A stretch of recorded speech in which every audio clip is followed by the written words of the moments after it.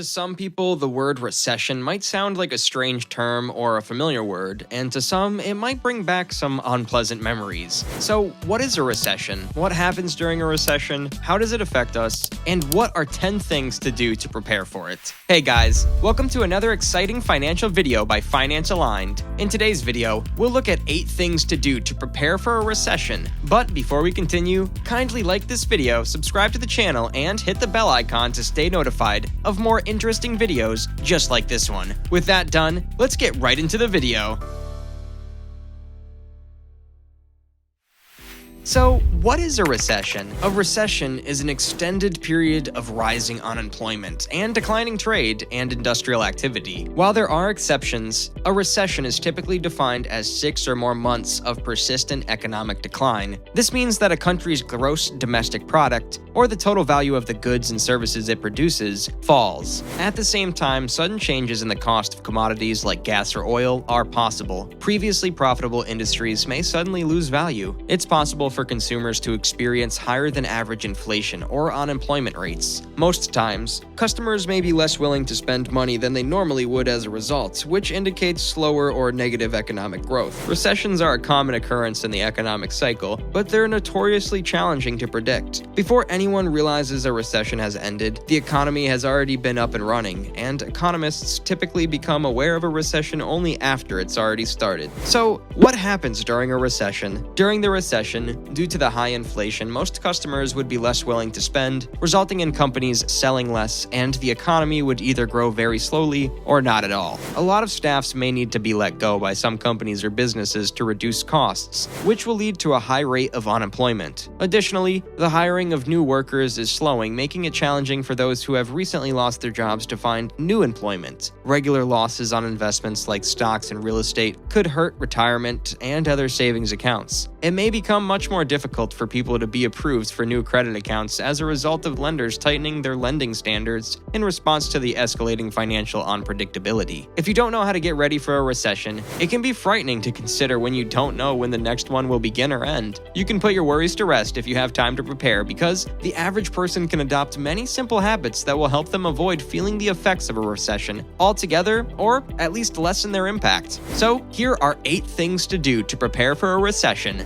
Number 8. Save up emergency funds. An emergency fund should always be kept on standby. Think of it this way: if a recession actually happened, you might rest easy knowing that you have money saved up for unplanned expenses. Your emergency fund is the barrier you must always have between you and life, not only when there's news of a recession. A lot of financial gurus recommend having an emergency fund with at least 6 months worth of expenses. You'll be able to cover your expenses for necessities like rent, food, and utilities even if your income is temporarily interrupted. It's a good idea to increase your emergency fund in advance. Even if job losses or layoffs are imminent, you should still contribute as much money as you can to this account. You'll need every bit of it when the income stops flowing. If you don't have enough cash on hand to cover your basic expenses for at least 3 to 6 months, make that your financial goal. Create a budget and start by getting a basic understanding of how you're spending your money. Calculate your overall monthly income from all sources to get a head start on creating a budget. Then, make a list of all your monthly expenses. Add up all your expenses to determine whether they're greater, smaller, or roughly equal to your monthly take-home pay. Also, determine the absolute minimum you can spend each month to get by in case you lose your job, then rank your essential expenses according to importance. There's no need to worry if the amount seems intimidating. Even though it might take a year or longer to save up, if you can set aside a portion of your income each month during a strong economy, you'll be well on your way to realizing your objective. One thing to keep in mind is that your emergency fund shouldn't be put into risky investments or the newest, hottest tech stocks. If necessary, you need to be able to access this money right away, and you depend on its value to remain fairly stable. Losing your job or having to live on a lower salary certainly qualifies as a good reason to use some of the money you've saved,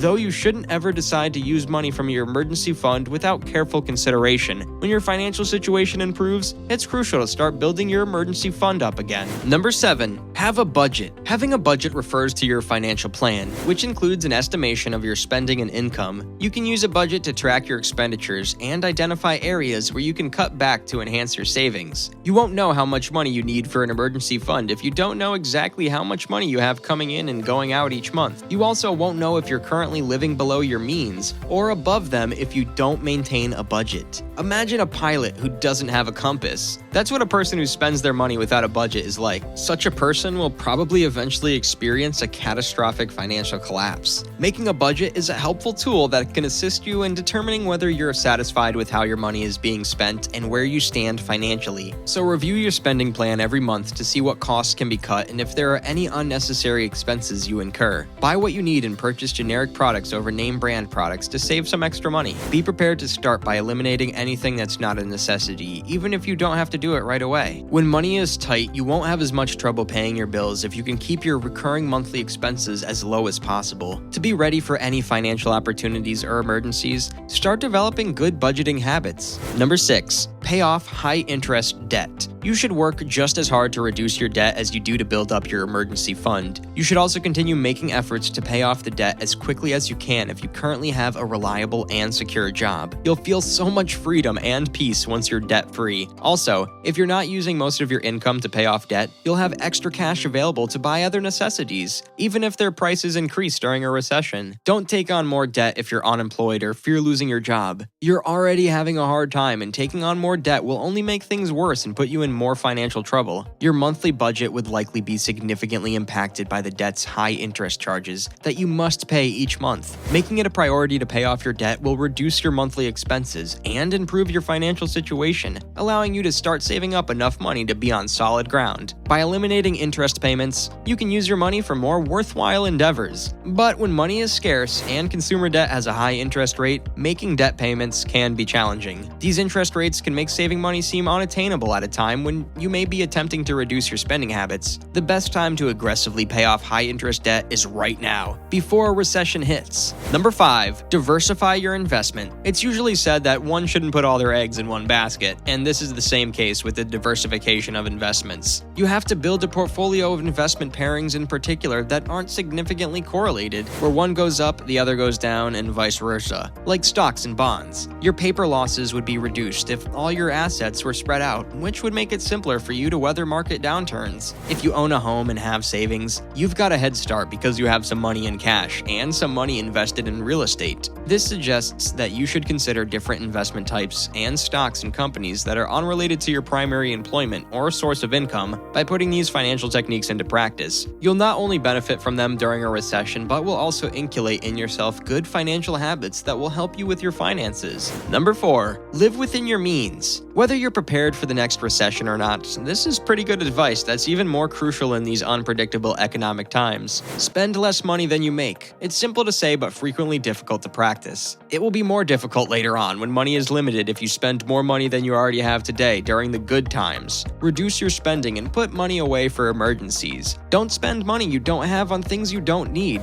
It takes time to develop the ability to live within your means. It's a behavior that's cultivated over time. Let's see it as a type of workout for your money. Before any potential catastrophe, you have a much better chance of success if you can improve your financial habits. Number 3. Expand your skill set. You need to update your CV and other job hunting materials as far in advance as possible. You have to look for any gaps in your previous employment experience as you go over your resume. Are there places where you could pursue extra training or ongoing education? One of the most effective ways to invest in yourself as an employee is to broaden your skill set. Even if you manage to hold on to your job during a recession, you still have more value. As it's often said, no knowledge is wasted. So every new skill or piece of knowledge you add to what you already know can give you an edge in the job market. If you lost yours during the recession, you can utilize free online training resources like YouTube, specialized manuals, LinkedIn courses, and tests to increase. Number 2. Networking. Networking is the process of interacting and engaging with others for mutual benefit. If you're having trouble with your business, your network might be able to help. You'll also be able to share your knowledge and skills with contacts which will strengthen your bonds. Attend networking events every month to sharpen your online and offline networking skills. Meet with experts in the field to share your knowledge, gain insight from them, and build enduring business relationships. These connections could eventually result in job openings or provide access to excellent business advice. By re-establishing relationships inside your professional network, you can also take this a step further. Consider your relationships both inside and outside of your current employer, as well as the relationships you have with your coworkers. It may give you a big advantage in the job market to have connections at many different companies. You can think about contacting your network on social media or extending an invitation to a face-to-face meeting to build relationships that can be beneficial professionally in the long run. Number 1. Reconsider that big project. So finally, when it comes to preparing for a slowing economy, one thing you don't want to do is take on a huge financial burden. Now is not the time to buy that new car or a bigger house or embark on that big project that will drain your finances.